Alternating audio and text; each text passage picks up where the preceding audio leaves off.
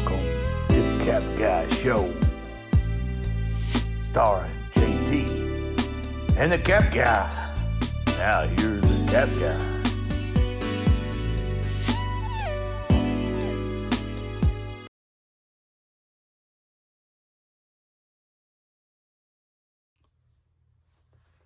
Morning, folks. Welcome to the Cap Guy Show, starring the Cap Guy, Mr. Marathon Live last night with all of his technical difficulties. And I thought MML was coming on the show today. No. Alyssa did last night, and MML was in there the whole show. I know. I think he was a little enthralled. Enthralled? Yeah, smitten, kind of, I know, but I thought he was going to be on the show today. We were going to interview him. No, I don't think that was the case. Who told you that? A little birdie? A little birdie. No, if it was a birdie and the MML was involved, the cats would have got it. All right, I'll fess up. It was him. The alien told you. Yep. MML's really an alien. A Tennessee alien. Now that takes a cake. We had cake? He took it? No. That just takes the cake. Takes the case. Now you're really confusing me. Did he take the cake or did he take the case? Never mind. He's not an alien. There's no aliens from Tennessee. I promise you. Are you sure? Because he sure looks like he's from Tennessee back there. Anybody from Tennessee may not want to watch us anymore. We're just funning, folks. We're just funning. Anyway, so what's going on today, Cap Guy? A little rain this morning, and you got a truck window down. Thanks for reminding me. And decent sales, and you already got a couple this morning, so yeah. But yeah, hey, can you not do them marathons? Lives on Wednesdays. Hey, we just get to having fun and we keep going. Then we had technical difficulties. I know. All right, that's not funny. Well, it wasn't at the time, but it is now. It is now. All right, that's enough. All right, folks, we're going to get on what's sold. And Goober here, he's going to... All right. See you later, folks. Yeah, that's not funny. It's not funny. No. Yeah, we had some problems, and I think it all started when I started putting people into the chat, and I was like, okay, what's going on? And then finally, Angie rescued me, and I'd already had it clicked, the echo cancellation, and then I unchecked it, and it kept going, and then finally when she said do it again, then it worked. But hey guys, I'm not tech savvy, okay? And I admit that.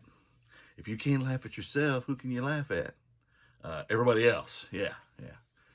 Anyway, update. I still feel fine with the Janssen or Johnson shot, so don't be afraid of that shot, folks. At least in my case, it's no side effects. Oh, I'm kidding. All right, we're going to get on what's sold. 6 sales. Pretty good day. And I'm going to work on some things today. And I saw Walmart's having a sale on Mario games. 35th anniversary of Mario, I guess it said. And, excuse me, they're having discounts on a lot of those Switch games and stuff. So I'm going to swing by there after the post office and see what's going on. What's going on? Tell me what's going on. Yeah, what's going on? Ooh. All right. I'm done. Let's get into what's sold. See you later. All right. 6 sales. We're going to get into them. This first item I picked up last Saturday at a yard sale near me. And the only thing that really caught my eye was when I saw the Apple logo on this thing. I asked the lady what it was. She said it was an old laptop. She didn't have a cord or a stylus for it, but when I asked how much she'd take for it, she said $1. And it's got a clear green outside covering case, whatever you want to call it. It's pretty cool. I did the comps on these things, and it looks like if they're working and you've got everything with it, they're worth about 100 to as much as 200. New, they're worth over 200 for sure.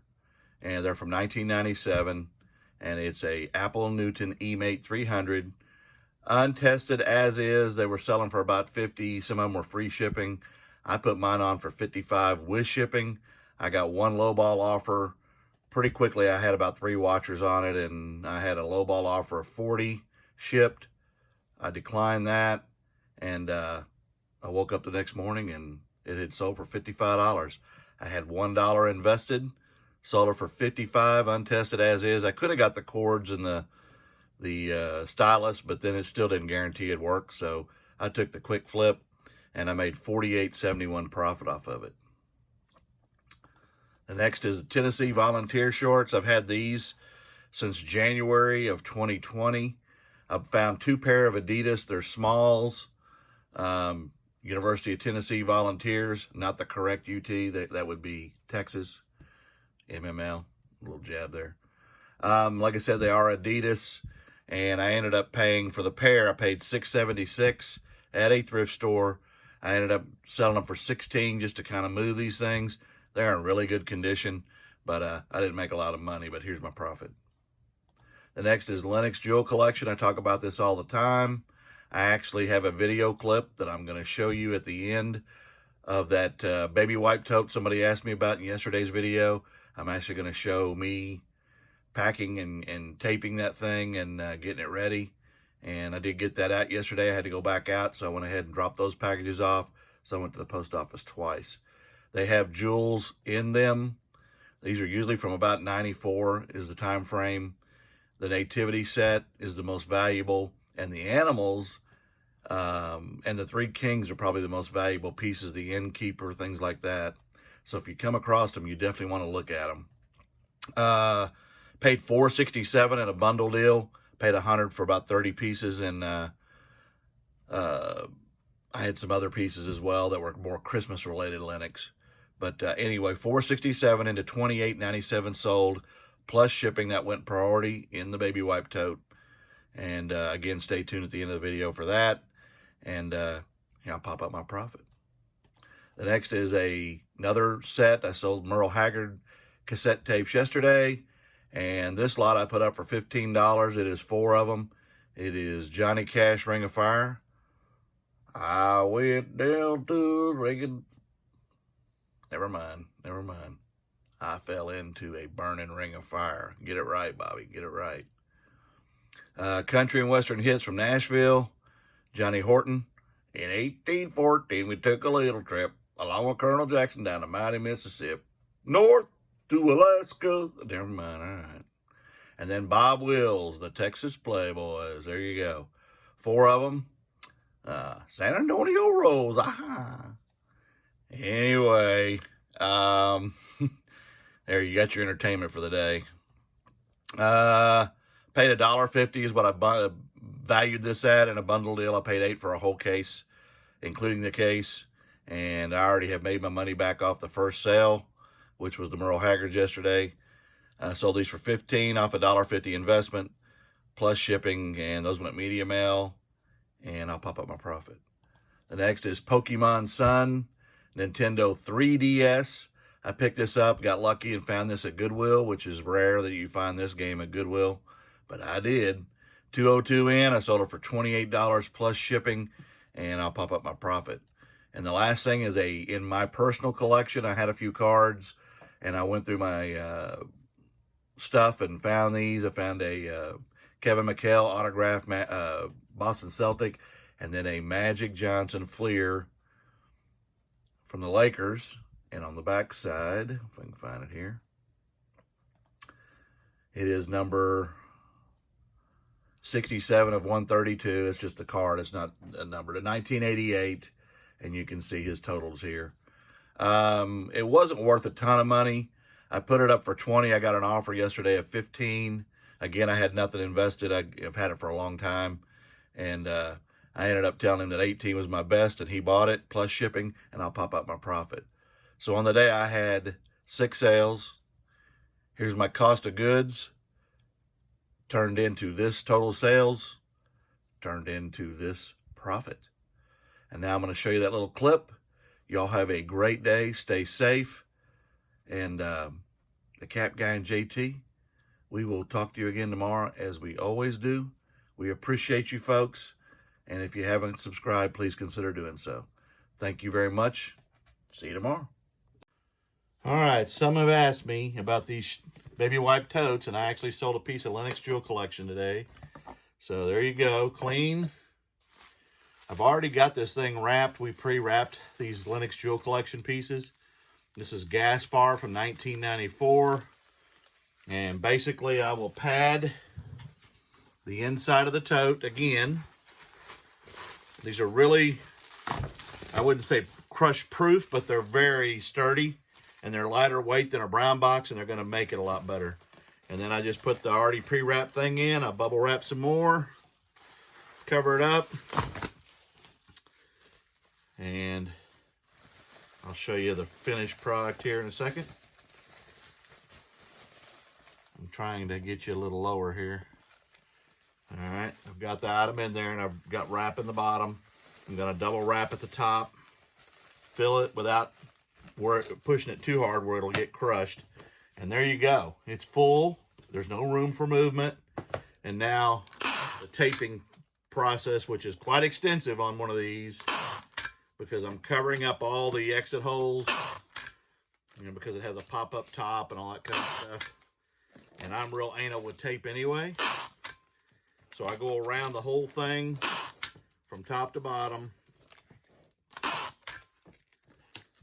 And like I said, by the time I get done with this, you will still recognize it, but not totally a baby wipe tote. And again, I'm recycling. 2, it's sturdy, and I want my product to get there damage-free and intact, which is the name of the game, especially on higher dollar stuff.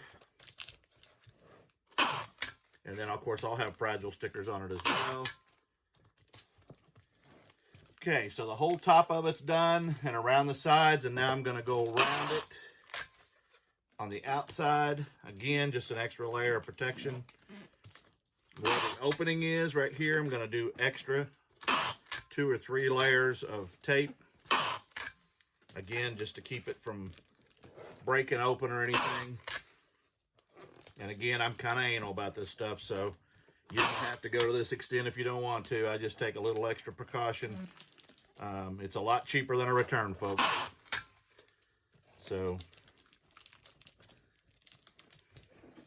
and then on the top again, I'm going to do it again. And there you go. There's the finished product. And as far as the label, I'll put that on when I weigh it to get it ready. Fragile sticker on the bottom, and I'll put a fragile sticker on the top with the label and on the sides. And not that they pay attention, because in 20 years of UPS and with other carriers before that, I don't think we always paid attention to fragile stickers. I think the most popular thing on electronics and stuff was the tip and tails. We had to pay attention to those because a customer would refuse them, mostly in the retail industry, if those tip and tails were if the sand had got into the top of the tip and tail. And if you don't know what a tip and tail is, Google it.